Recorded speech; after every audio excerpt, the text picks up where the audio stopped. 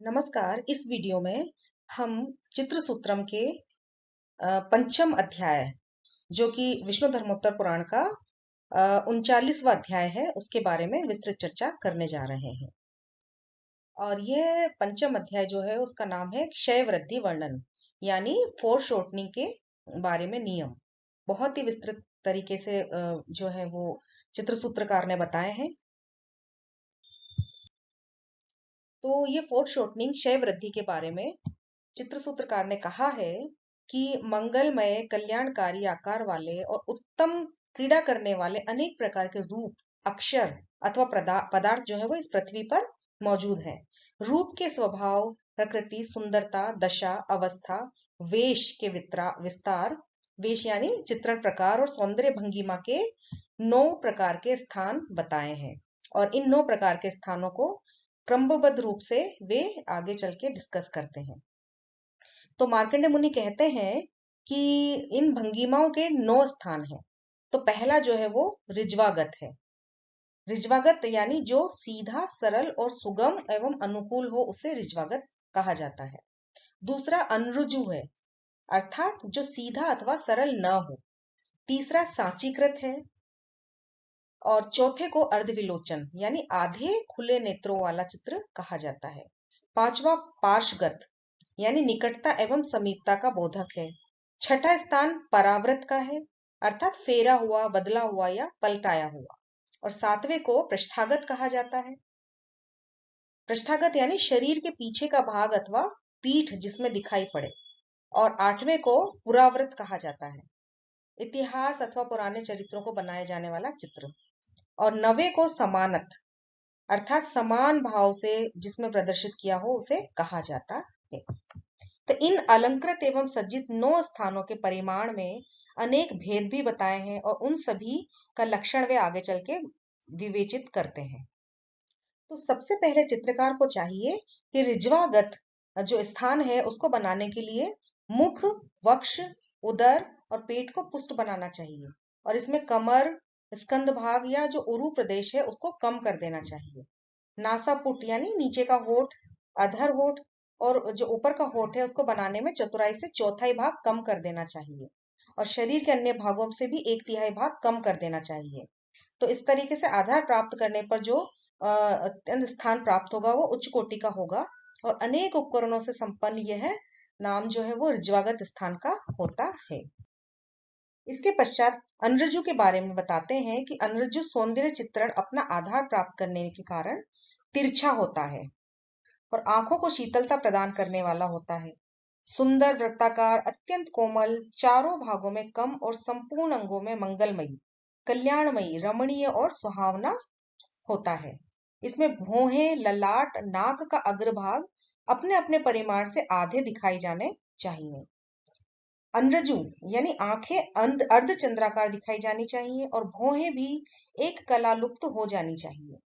और उनका चित्रण स्नेह युक्त और चिकना प्रतीत होना चाहिए। भौहें न छायादार न मात्र काली प्रतीत होनी चाहिए। उसको ही अनरजु कोपन अर्थात अनरजु सौंदर्य का चित्रण कहा गया है। साचीकृत सौंदर्य किसे कहा जाता है? यदि चित्रकार किसी चित्र का मूर्ति का मुख ऊपर की ओर, ऊंचा या आकाश की ओर लक्ष्य करते हुए चित्रित करे तो ऐसे चित्रण को साचीकृत सौंदर्य कहते हैं। अर्धविलोचन चित्रण में चित्र या मूर्ति के नेत्र, मुख और भौहें आधे लुप्त होने चाहिए और देखने पर वह खंडित ललाट ही तत्वयुक्त, प्रधान और संपूर्ण प्रतीत होना चाहिए। और इसका जो कपोल है वो एक तरफ से दिखाई देना चाहिए और बचा हुआ भाग कम या बिल्कुल भी नहीं दिखाई देना चाहिए। इसके पश्चात जो इसका ठुड्डी का हिस्सा है वो आधा चित्रित करना चाहिए। छाती का भी भाग आधा मुख के नीचे छिपा हुआ दिखाई देना चाहिए। बचा हुआ भाग मुख और नाभि के बीच बनाया जाना चाहिए। कमर का आधा भाग दूसरी तरफ से दिखाई पड़ना चाहिए, यानी प्रत्येक अंग को उसके आकार के आधार पर आधा ही दिखाई देना चाहिए। उसे अर्धविलोचन कहा जाता है। इसके पश्चात मार्कंडेय ने पार्श्वगत चित्रण के बारे में बताया है कि दाया, उसका जो पार्श्व मतलब पार्श्व एक तरफ दाया हो और बायां पूर्ण रूप से विलुप्त नहीं होता हुआ दिखाई देना चाहिए, कहीं कहीं से कुछ प्रतीत भी होना चाहिए। चित्र के अंगों उपांगों की गति वैसी ही होनी चाहिए। ऐसे चित्रण में नेत्र एक तरफ का और भ्रू रेखा भी एक तरफ ही दिखाई देनी चाहिए। ललाट आरे की भांति बल्कि पार्श्वगत चित्र की मुद्रा में विशेष ये निर्भर करता रहता है। और इसी को पार्श्वगत चित्रण कहते हैं। चित्रण में एक तरफ का कान, ठुड्डी का आधा भाग और आधे सिर के बाल भी दिखाई देते हैं। पार्श्व का अर्थ मतलब होता है बगल में आया हुआ। जिस चित्र में किसी आकृति का एक ही पार्श्व दिखाया गया हो, उसे दूसरा पार्श्व सामने न दिखाई दे, और कांख के नीचे का भाग या पसलियों को निकटता या समीपता को भी पार्श्व के रूप में ही जाना जाता है। इसके पश्चात परावृत चित्रण में जो कंठ प्रदेश है उसको क्षीण कर देना चाहिए, यानी कम कर देना चाहिए। और बाहु, कपोल, ललाट को बनाने में जो माप लें वो बिल्कुल अल्पता से ही लेना चाहिए।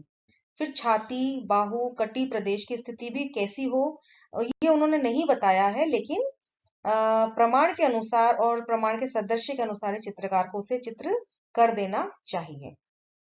तो परावृत का मतलब होता है फेरा हुआ या बदला हुआ। तो इस तरीके से परावृत नामक सौंदर्य चित्रण जाना गया है। इसके बाद पृष्ठागत के बारे में बताते हैं कि यदि शरीर के पिछले भागों के माध्यम से शरीर के बंधनों को सुंदर प्रदर्शित किया जाए, भौहें टेढ़ी दिखाई जाएं, शरीर की हड्डियों के जोड़ के बंधन से आकार प्रकार स्पष्ट हो जाए, नेत्रों का कोर अल्प दिखाया जाए, और जो कपोल है और पेट का स्थल भी किंचित भाग ही प्रदर्शित किया जाए, यह सब चित्र में किसी एक तरफ से ही दिखाया जाए, और तो चित्र सुस्थिर और मनोहारी दिखाई देगा। तो इसी को उन्होंने पृष्ठागत नाम दिया है। परावृत पुरावृत चित्रण के बारे में बताते हुए कहते हैं कि जिस चित्रण प्रकार में शरीर का ऊपरी हिस्सा नीचे झुके हुए हिस्से पर अच्छी तरह संयोजित किया गया हो, और घुमाव के कारण मुख के आधे अंगों में ईर्ष्या का भाव स्पष्ट हो, ऊपरी हिस्से की अपेक्षा नीचे के और सामने के भाग में किंचित छाया की स्पष्ट झलक भी हो, और शरीर के अंग के आधे आधे भागों में प्राकृतिक सुंदरता अभिव्यक्त हो, बीच में आंखें सुंदर दिखाई पड़े, और उनके लुप्त होने योग्य भागों को विलुप्त भी कर देना चाहिए। तो ऐसे चित्रण प्रकार को पुरीव्रत अर्थात ढका हुआ या छिपा हुआ कहा जाता है। पूर्णतः दिखाई पड़ता हो और पैर का तलवा कटा हुआ सा दिखाई पड़े, और इसके पश्चात कमर के ऊपर का आधा हिस्सा घटा हुआ प्रतीत हो और शेष भाग स्पष्ट दिखाई पड़ते हों। पैर की उंगलियों के नीचे जो है वो तल भाग हो, परंतु दोनों जो पैर हैं वो पूर्णतः दिखाई पड़े, और चौकोर यानी चारों तरफ से पूर्ण और प्रिय दिखाई पड़े। तो ऐसे चित्रण भुजाएं स्पष्ट होनी चाहिए, और दांत सुंदर होने चाहिए, मुख मनोहारी होना चाहिए, और जंघे की पिछली तरफ का हिस्सा थोड़ा सा लुप्त कर देना चाहिए। तो इस प्रकार के चित्रण को समानत कहते हैं।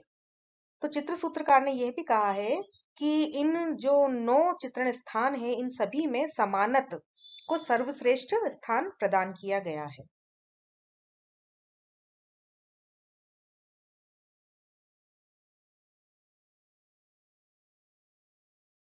इसके पश्चात मार्कंडे कहते हैं कि मैंने जो 3 प्रकार के प्रमाण हैं, उत्तम, अधम और मध्यम, इन सब के बारे में तथा हास और वृद्धि यानी क्षय और वृद्धि के बारे में बता दिया है। और अब इसके बाद मैं आपको क्रमबद्ध ढंग से क्षय और वृद्धि करने के उपाय बताता हूँ।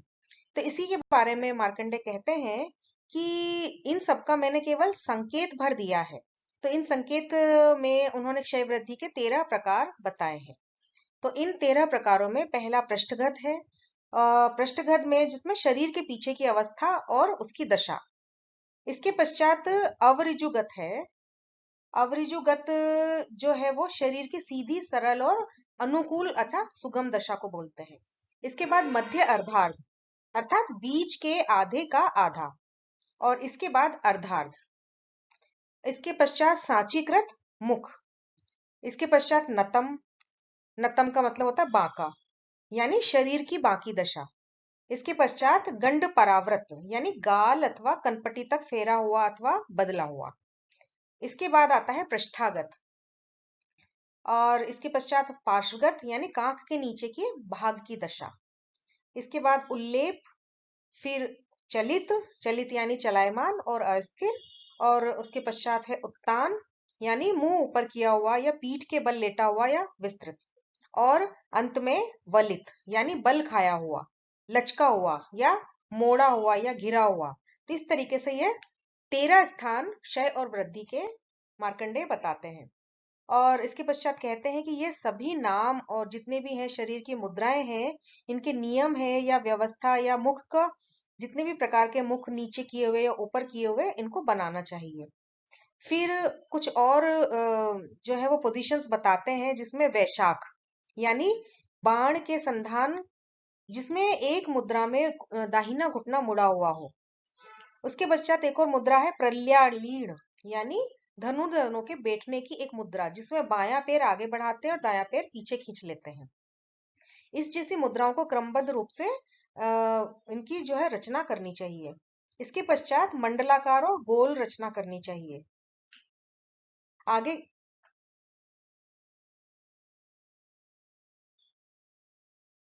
पैरों की स्थिति के बारे में भी मार्कंडेय कहते हैं कि मूर्ति के जो पैर हैं वो सम अर्थात समतल या बराबर होने चाहिए, अथवा अर्ध सम या आधा समतल होना चाहिए। तो इस हिसाब से उन्होंने दो प्रकार की स्थिति बताई है, एक संपद और दूसरा असंपद। उस स्थान को संपद कहा जाएगा जिसमें गति के साथ साथ पैरों की प्रचुरता, बहुरता तथा अधिकता प्रतीत होती हो। और दूसरे स्थान का नाम जो है वो मंडलाकार है। और अन्य स्थान जितने भी हैं उनमें एक एक पैर सम होते हुए भी अद्भुत और हिलते डुलते चलने जैसे प्रतीत होने चाहिए। जैसे धनुर्धारी वीर होते हैं, और जितने भी जैसे निपुण चित्र वैशाख हैं, या जो प्रल्यालीण मुद्रा है जिसका अभी जिक्र किया था, इन सभी को चित्रित करना चाहिए। तो मार्कंडेय कहते हैं कि पुरुष आकृति का चित्रण करते समय उसका एक पैर समभाव में स्थिर कर देना चाहिए और दूसरे को गले या कंठ की तरह बनाना चाहिए, यानी जैसे गले में उतार चढ़ाव होते हैं उसी प्रकार उसकी गतिशीलता का आभास उस दूसरे पैर पर दिखना चाहिए। और शरीर को बहुत ही चमत्कार पूर्ण बनाना चाहिए। और एक चतुर चित्रकार स्त्री के रूप का चित्रण इस प्रकार करे जिससे लीला की अनुभूति हो, विलास की अनुभूति हो और विभ्रांत की अनुभूति हो। और स्त्री के चित्रण में उसका नितंब क्षेत्र जो है वो विशाल बनाना चाहिए, उसके एक पैर को स्थिर भाव में ठीक प्रकार से रख देना चाहिए। तो जिस व्यक्ति को चित्रकला के प्रमाणों की जानकारी नहीं है, वह इस पृथ्वी पर जो है वो काल और अपने कहना चाहिए कि भाव के हिसाब से काम चला लेता है और उसके हिसाब से चित्रण कर लेता है। तो इस प्रकार पंडित पुरुष को अपनी विवेक बुद्धि के सहारे चिंतन मनन करके रूपों को घटाने और बढ़ाने के प्रमाण का निश्चय स्वयं करना चाहिए। इति श्री विष्णु धर्मोत्तरे तृतीय खंडे मार्कंडेय वज्र संवादे चित्रसूत्रे क्षय वृद्धि नामे कौन चत्वारिशंतो माध्याय। तो इसके साथ ही क्षय वृद्धि नामक ये अध्याय समाप्त होता है और अगले वीडियो में हम अगले अध्याय के बारे में विस्तृत चर्चा करेंगे। धन्यवाद।